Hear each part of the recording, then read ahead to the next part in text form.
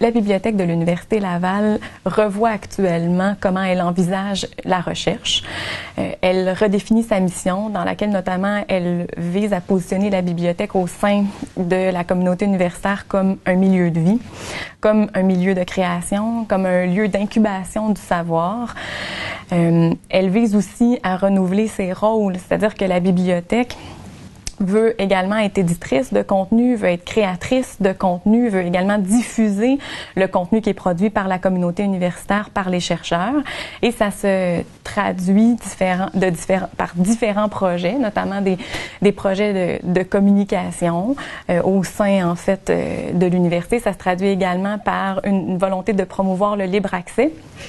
Alors, on fait la numérisation parce qu'on en a l'expertise à la bibliothèque des thèses, du matériel qui est créé par les chercheurs. Et cette diffusion-là, donc, on veut en donner non seulement un libre accès au sein de la communauté universitaire, mais également pour le Québec et également pour le monde. Et surtout, le rôle sur lequel le rôle duquel la bibliothèque a le plus en fait à s'investir dans l'avenir, c'est son rôle de soutien en fait aux chercheurs. Alors les professionnels, les bibliothécaires vont devoir continuer de mettre à jour leurs compétences, mais également de développer leurs compétences en fonction des besoins émergents de la recherche de demain. Et pour mieux soutenir les chercheurs, les bibliothécaires vont devoir s'investir dans des nouveaux rôles, des rôles de transférer. Ils le font déjà, mais il faudra transférer davantage les compétences informationnelles aux chercheurs.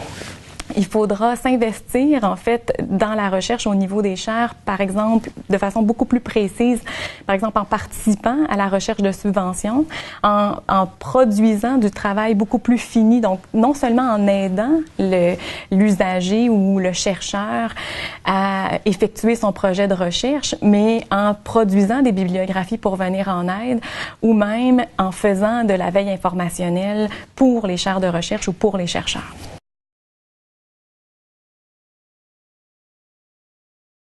Je pense que personne ne peut compétitionner avec Google. Alors, les bibliothécaires vont... Cette compétition-là, où est-ce que Google va avaliser les bibliothécaires, ça n'existe pas, mais il va falloir, en fait, que les bibliothécaires soient rapides dans les développements qu'ils veulent effectuer et dans leur expertise.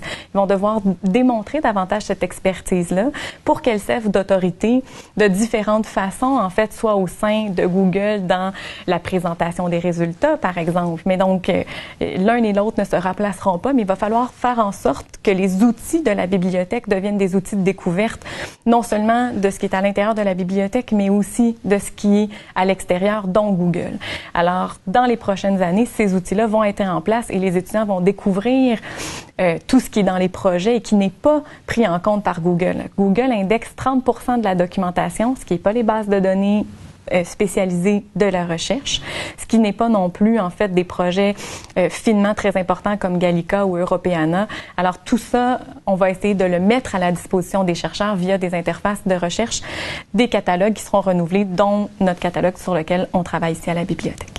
Il va de soi qu'avec la quantité d'informations à laquelle on est confronté, on va devoir de plus en plus discriminer. Et qui est le mieux placé pour discriminer ou aider, en fait, les gens à discriminer?